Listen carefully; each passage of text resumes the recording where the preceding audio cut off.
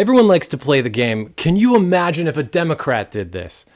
That always fails. That's always ridiculous because Democrats can't create issues the way that Republicans can. And that's partly the messengers. Octogenarians who aren't named Bernie Sanders often struggle to communicate with 20-year-olds. And Hakeem Jeffries is just bad. Republicans tend to use edgier, more confrontational language. It's more controversial and escalatory. Republicans use words like communist, Marxist, radical left. Back in the day, 10 years ago, they used to say words like socialist takeover. This kind of language runs contrary to the DNA of Democrats, who generally want to de-escalate, bring everyone together, kumbaya. The reality is that, number one, most people don't pay attention to politics. They absorb headlines and vibes.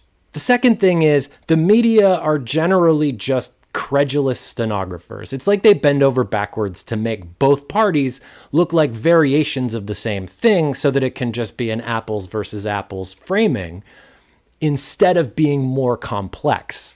If people hear language that something is maximally terrible through vibes and headlines, that's going to affect them because they don't pay attention. They don't have the information to sort out which parts of that are bullshit. Elected and influential Democrats have to create issues. They have to tell people why something is bad. Don't just assume people already know and agree with you.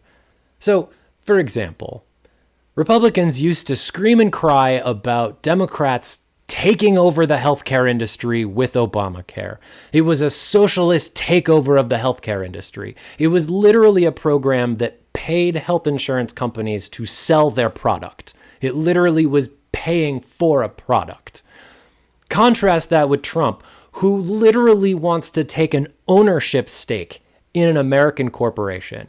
That is communist, government-controlled economy so that he can rig it so that his friends can get rich.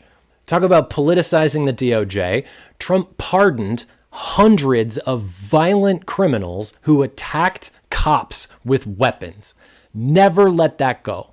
Pardoning the January 6th criminals was an abomination. You should never let that go. He let people who attacked cops go free.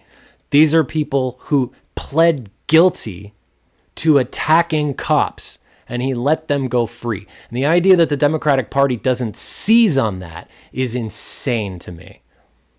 Finally, corruption, corruption, corruption. I mean, the list is endless.